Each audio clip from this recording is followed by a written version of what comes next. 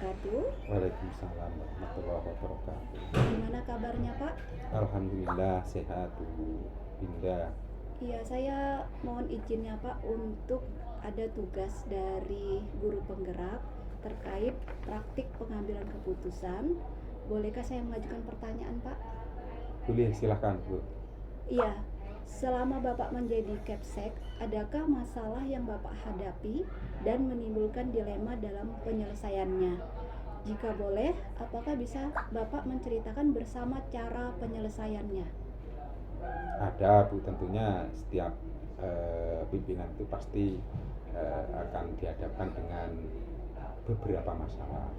Kalau yang kita hadapi yang barusan ini pada saat PPDB, Ya, Bu Winda kan tahu jumlah animo masyarakat yang mendaftar ke sini dengan kuota yang ada di sini kan lebih banyak iya, animo masyarakat ya Bu ya. iya, Sehingga kita tentunya juga dihadapkan dengan penentuan jumlah yang diterima. Nah, iya, karena jumlah terima itu sudah ditentukan oleh Dinas Pendidikan, maka tentunya kita mengikuti juknis dan petunjuk dari Dinas Pendidikan seperti yang kasus kemarin. Pada saat sudah kita tentukan jumlah yang diterima, pada saat daftar ulang itu ada sekitar 5 siswa yang sudah dinyatakan diterima, kemudian ternyata dia tidak berdaftar ulang. Tentunya itu satu masalah buat kita, karena sesuai dengan jumlah kita kurang 5. oh iya, gitu Pak ya. Terus keputusan apa yang Bapak ambil saat itu supaya penyelesaian masalahnya ada? Tentunya kita harus komunikasikan dengan panitia, kan di situ ada panitia ya Bu ya, Iya, panitia betul, Pak. pendaftaran siswa baru. Kita diskusikan dengan panitia penerimaan siswa baru. Hasil dari diskusi itu kita simpulkan, dan kebetulan kemarin kesimpulannya kita semua sepakat bahwa yang kita ambil adalah siswa yang mendaftar yang tempat tinggalnya paling dekat dengan sekolah kita, karena dengan itu kita membantu anak-anak untuk bersekolah di lingkungannya sendiri tanpa harus mengeluarkan biaya untuk transportasi jika dia akan sekolah di luar dari SMP Negeri 3. Oh gitu Pak ya, berarti keputusan yang tepat ya Pak ya. Ya, Ya, ini saya mempelajari modul yang berkaitan dengan ada 2 jenis dilema Pak. Yang pertama itu dilema etika, yang mana dilema kebenaran lawan kebenaran. Dan satu lagi bujukan moral yang merupakan kebenaran lawan kesalahan. Kalau menurut Bapak, bagaimana Bapak dapat mengidentifikasi kasus yang muncul? Mana yang merupakan dilema etika, mana yang merupakan bujukan moral? yang maksudnya yang dilema etika itu tadi yang kebenaran melawan kebenaran. Iya. Mungkin contoh ininya kayak apa Bu? Perlu Yang dijelaskan ke saya. contohnya ini misalnya Bapak tadi kan bilangnya siswa tadi diterima supaya tidak mengeluarkan transportasi, Ya. tidak mengeluarkan biaya. Nah, berarti itu keputusan kebenaran lawan kebenaran. Nah, Ya. jadi Bapak bagaimana mengidentifikasi kasus yang tadi kebenaran lawan kebenaran tadi? Baik Bu Winda, kita lihat kasusnya dulu. Mana yang berkaitan dengan hukum berarti rujukan moral. Tetapi bila tidak berhubungan dengan hukum, itu dilema etika. Apalagi jika dampaknya memang benar di suatu sisi dan benar di sisi lainnya. Jadi itu pasti dilema etika.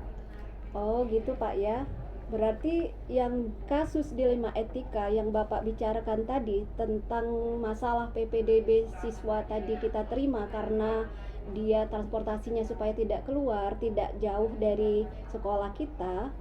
Nah, itu berarti suatu keputusan yang tepat ya Pak ya, di mana keduanya merupakan keputusan yang benar dan tidak melawan hukum ya Pak ya. Ya, betul. Iya. Berarti selama ini bagaimana Bapak menjalankan pengambilan keputusan, terutama untuk kasus dilema yang sama-sama benar atau sama-sama mengandung nilai kebajikan? Baik Bu Winda, kami lebih memilih nilai-nilai kebajikan yang harus dijunjung tinggi.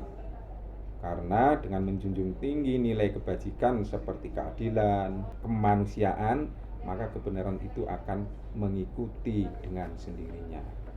Iya, baik Pak. Berarti itu memang luar biasa Pak ya. Nah, sekarang pertanyaan berikutnya Pak, adakah langkah-langkah atau prosedur seperti apa yang biasa Bapak lakukan selama ini? Yang biasa kita lakukan ada 3 tahapan Bu Winda. Yang pertama, konfirmasi kepada yang bersangkutan. Kemudian berdiskusi dengan para wakil kepala sekolah dan guru. Iya. Kemudian saya merefleksikannya bagaimana kalau saya ada di posisi mereka. Oke Pak, sangat tepat sekali. Nah, pertanyaan berikutnya Pak, hal-hal apa saja yang selama ini Bapak anggap efektif dalam pengambilan keputusan pada kasus-kasus dilema etika?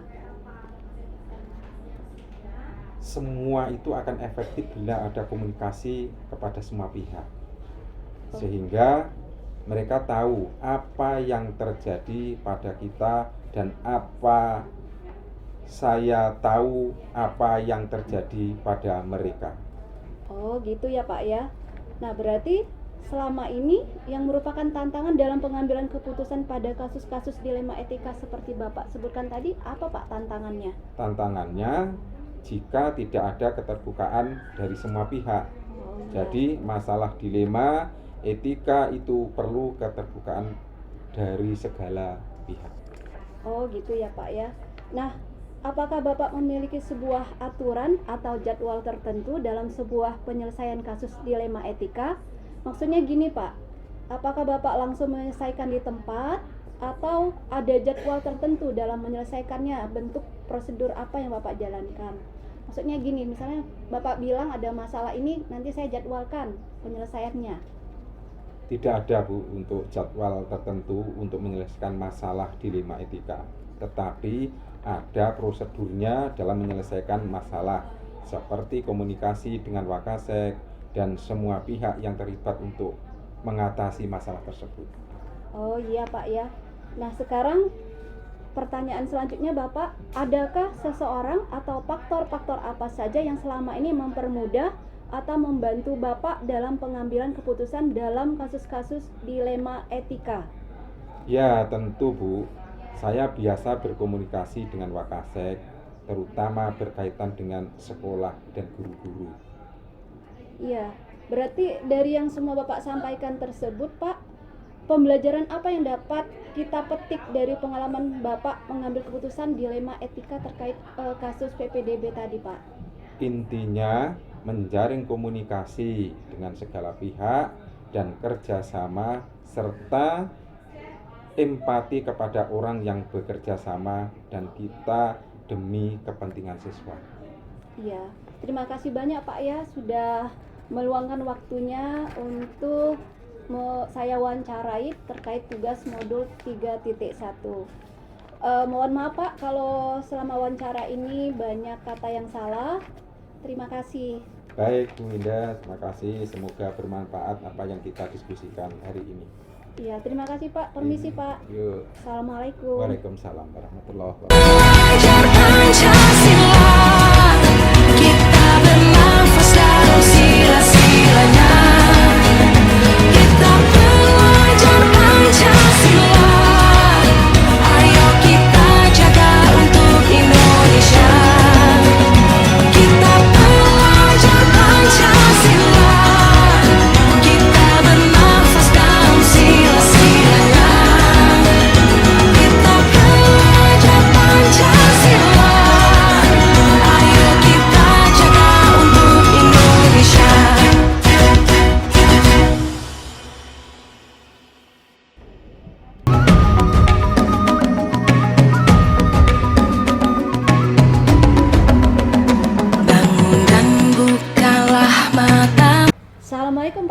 Waalaikumsalam warahmatullahi wabarakatuh. Ini saya terima kasih banyak sudah Bapak bersedia menerima saya terkait wawancara dengan kepala sekolah. Ya. Saya ada tugas dari guru penggerak Pak terkait wawancara terhadap beberapa kepala sekolah tentang praktik pengambilan keputusan oleh para pemimpin. Dan bolehkah saya mengajukan pertanyaan Pak? Wah, boleh, silakan. Iya, selama Bapak menjadi kepala sekolah, adakah masalah yang Bapak hadapi dan menimbulkan dilema dalam penyelesaiannya? Jika boleh, apakah Bapak bisa menceritakan bersama cara penyelesaiannya Pak seperti apa? Oh iya, baik. Selama saya diamanahi untuk memimpin di sekolah ini, ada beberapa persoalan yang kami hadapi. Di antaranya adalah terjadinya penurunan jumlah siswa yang masuk Iya, dengan yang keluar.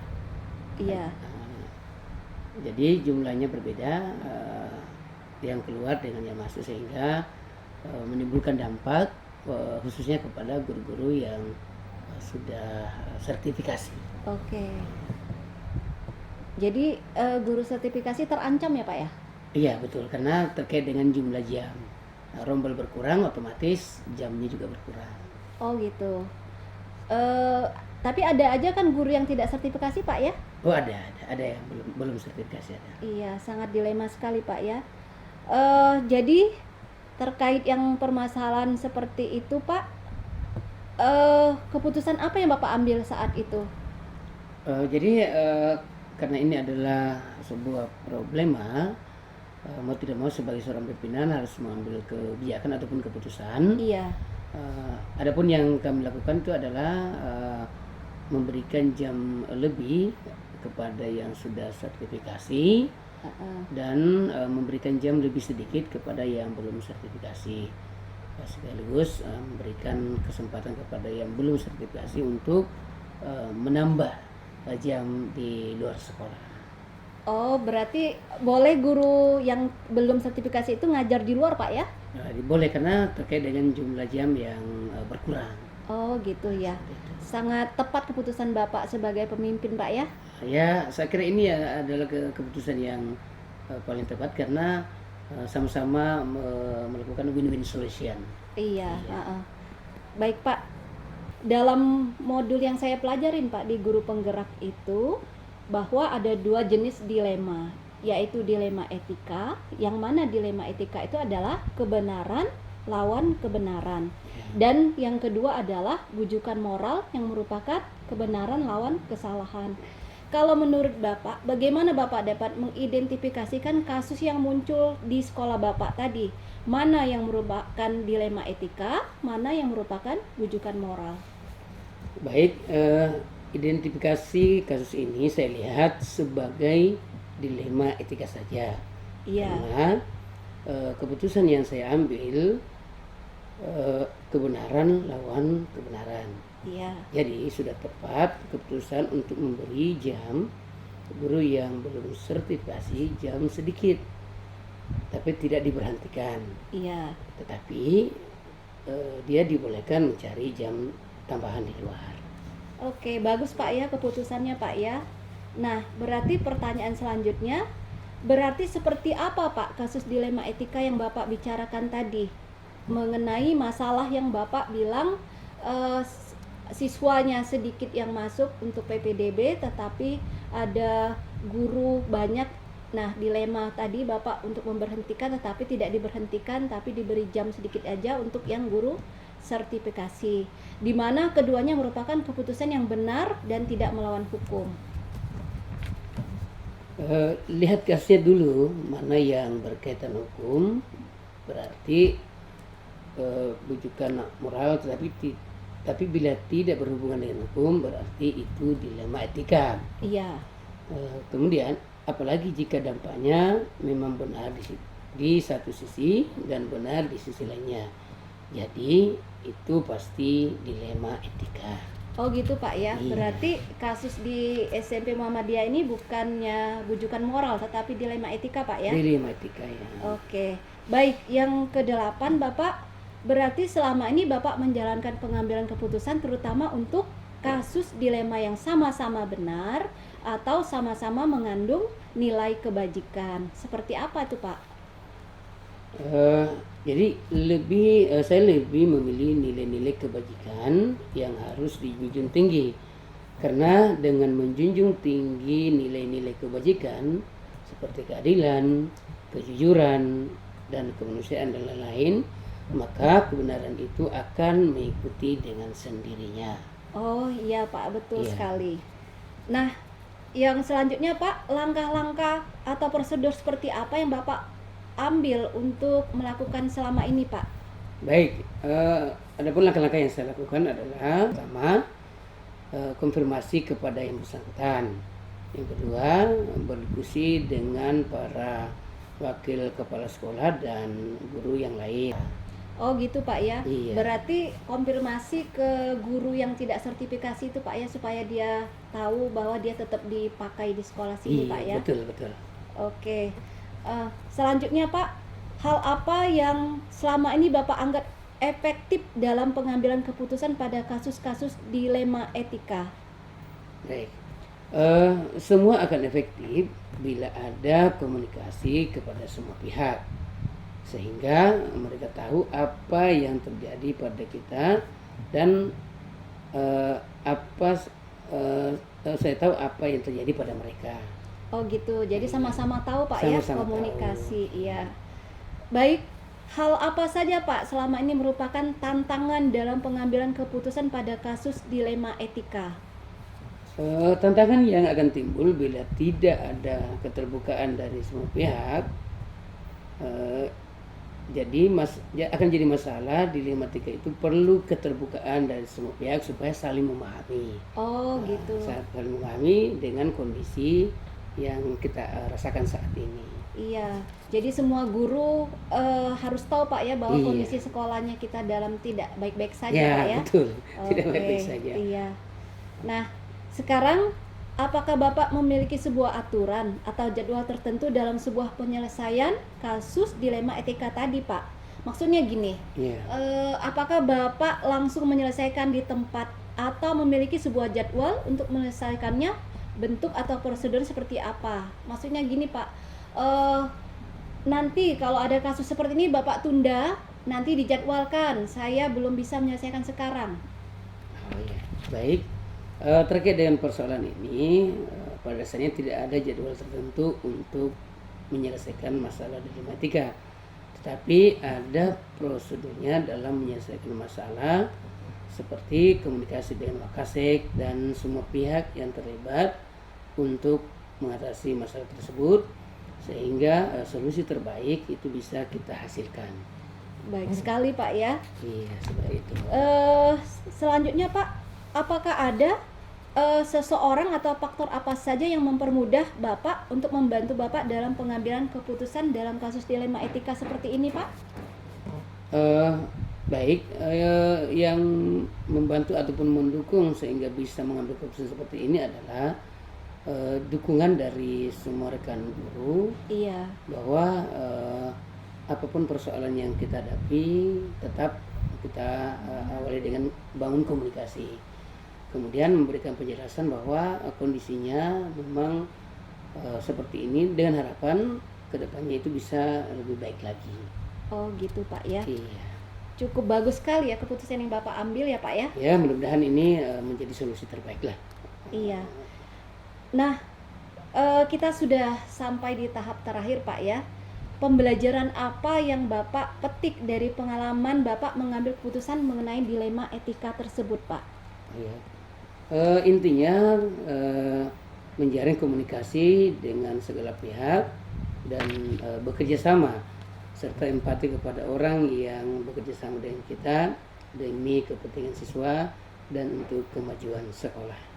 Oh gitu Pak ya. Jadi sama-sama tidak ada yang dizolimin Pak Ya, ya. sama-sama win-win solution ya. Iya, bagus Pak sekali ya. Iya. Terima kasih banyak Pak sudah memberikan waktu kepada saya. Ya, sama-sama Ibu, mudah-mudahan kedepannya pendidikan kita ini semakin maju.